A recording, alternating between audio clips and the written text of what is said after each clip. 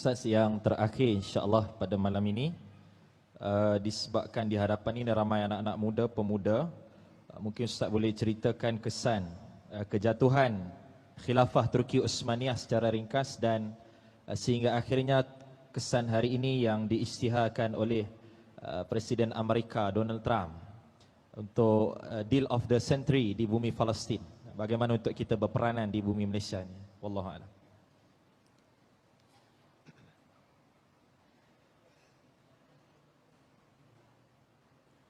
Tumbuh tanaman, selepas itu dia akan bertunas, bercabang, berdaun, berbunga, berputih, berbuah. Selepas itu dia kemudian akan layu dan tumbang. Itu terjadi. Tumbuh tanaman Sayyidina Muhammad SAW. Diperjuangkan Khulafaur Rasyidin Abu Bakar, Umar, Utsman dan Ali. Kuat pada masa Bani Umayyah. Jatuh Bani Umayyah. Naik Bani Abbasiyah. Jatuh Bani Abbasiyah. Islam tetap besar, hebat. Sampai kepada Mesir, jatuh, berkuasa pula 700 tahun di Andalusia, jatuh di Eropa Barat, muncul di Eropa Timur, Muhammad Al-Fatih, sampai akhirnya pada tahun 1923 ditumbangkan oleh Mustafa Kemal Atatürk.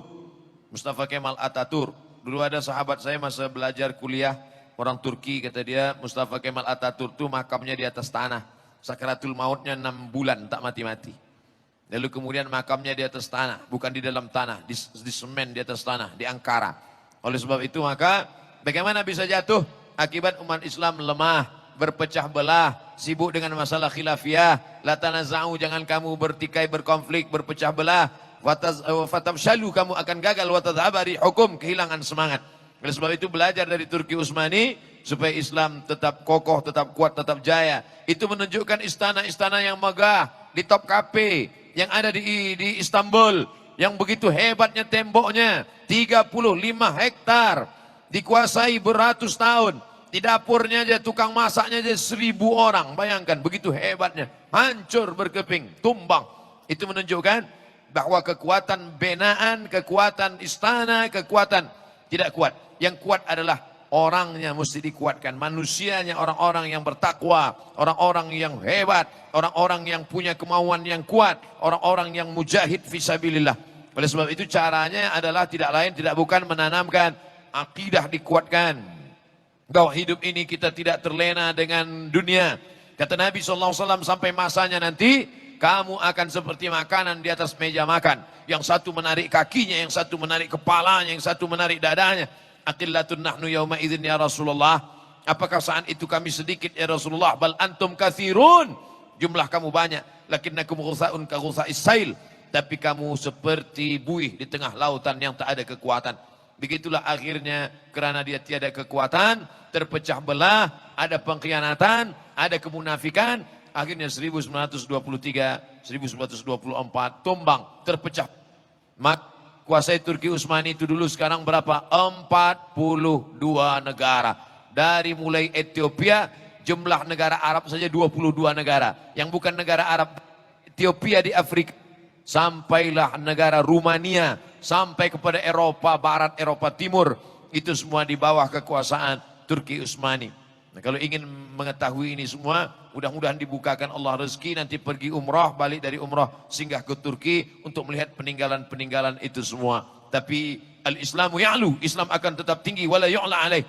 Jangan bercerita tentang Turki Utsmani ini lalu umat Islam menjadi lemah, menjadi takut. Tidak. Ada seorang orientalis, orang Yahudi bernama Bernard Lewis. Bernard Lewis. Kata Bernard Lewis, tahun 2050 umat Islam akan menguasai Europe. 2050 Islam sudah berkuasa di Europe. Itu yang berkata begitu bukan orang Islam. Tak sampai 100 tahun lagi. Dari mana analisa dia? Jerman akan diisi oleh imigran-imigran yang datang berpindah dari Turki. Orang Turki sudah memenuhi Jerman. Spanyol dengan Perancis diisi oleh orang Aljazair, Maroko, Mauritania, Tunisia mengisi. UK diisi oleh muslim-muslim yang datang dari India, Bangladesh, Pakistan. Tempat-tempat strategik diisi oleh orang Islam. Sedangkan mereka punah. Kenapa punah? Sebab mereka tidak mau menikah. LGBT, terkena virus HIV, meninggal dunia. Sedangkan umat Islam pula banyak anaknya. Makan tidur 10. Otaknya cerdas, banyak. Sekarang sudah, Masya Allah, tabarakallah. Bernard Lewis, Yahudi ketakutan, Islam akan banyak, Islam akan tidak perang. Islam menguasai Europe tidak dengan cara perang, tapi dengan cara apa? Dengan kekuatan ilmu pengetahuan. Maka Islam yang paling cepat pertumbuhannya amat sangat pesatlah di Europe hari ini. Maka muncullah Islamophobia, ketakutan terhadap Islam, takut mereka.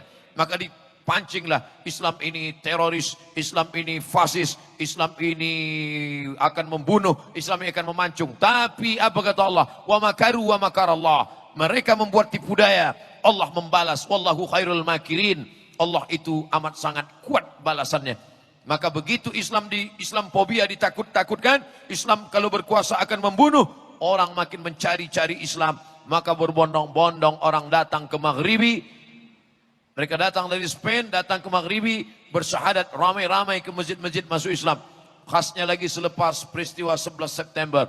Ramai-ramai sebab mereka mencari Islam, mereka cari dakwah-dakwah Islam. Mereka download buku-buku tentang Islam. Akhirnya mereka wara'aitan nasa idza jaa nasrullah, kalau sudah datang pertolongan dari Allah wal fath, kemenangan, wara'aitan nasa yadkhuluna fi dinillahi afwaja. Dan saya percaya janji Allah Subhanahu wa taala, innaka la tukhliful mi'ad. Ada satu yang belum. Nabi dulu berjanji 700 tahun lamanya. La tuftahanna al-Qastantiniyatu. Nanti Konstantinopel pasti akan direbut oleh umat Islam. Wala ni'mal amiru amiruha. Pemimpin panglima perangnya pemimpin terbaik.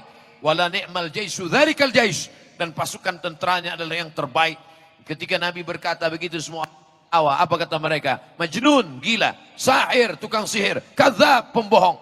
Tapi 700 kemudian siapa yang menyangka ternyata persis seperti yang dikatakan Nabi SAW. Ada satu lagi yang belum terwujud janji Nabi. Apa dia? Rom. Rom itu adalah Europe. Itulah yang dikhawatirkan oleh Samuel Huntington dalam bukunya Clash Civilization. Itu juga yang dikhawatirkan oleh Bernard Lewis. Tapi janji Allah SWT akan terwujud. Tidak dengan perang, tidak dengan membunuh, tapi dengan apa? Dengan ilmu pengetahuan. Akan lahir sarjana-sarjana, akan lahir Muslim scholar yang akan menunjukkan tanda-tanda kebesaran Allah. Sanurihim ayatina fil afaq. Kami akan tunjukkan tanda-tanda kebesaran kami di atas langit, kata Allah. Wa fi anfusihim, bahkan dalam diri mereka, hatta yatabayyana lahum annahul haq, sampai nyata bahwa janji Allah itu akan benar, janji Allah itu akan terwujud. Al-Islamu ya'lu, Islam tinggi, wala yu'la alaih. Tidak ada yang melebihi daripada Islam. InsyaAllah Allah akan menolong Islam.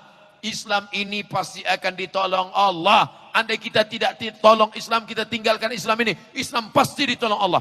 Yang jadi masalah adalah apakah kita masuk dalam catatan para penolong-penolong Islam. In tansurullah. Fa iz qala Isa bin Maryam lil Hawariyin, ketika Isa berkata kepada Hawariyin, man ansari ilallah, siapa yang menolong aku menegakkan agama Allah? Qala al Hawariyun, Hawariyun berkata, nahnu ansarullah, kami yang akan menolong agama Allah. Sekarang saya bertanya, ingatlah ketika Abdul Somad berkata kepada penuntut-penuntut di kuis, siapa yang akan menolong agama Allah? Tak ada. Kami yang akan menolong agama Allah. Insya Allah. Insya Allah kita akan tolong agama Allah. In tansurullah, kalau kau tolong agama Allah, yang surkum, Allah akan menolong kamu. Wa yuthabbit aqdamakum, Allah akan menguatkan kaki kamu. Allah tidak tanya berapa harta yang kau beri. Allah tak tanya apa yang sudah kau buat. Allah tak tanya berapa darahmu yang tumpah untuk jihad. Tidak.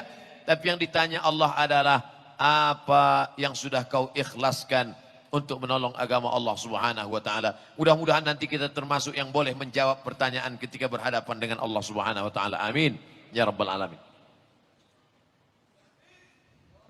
Takbir. Takbir. Wallahu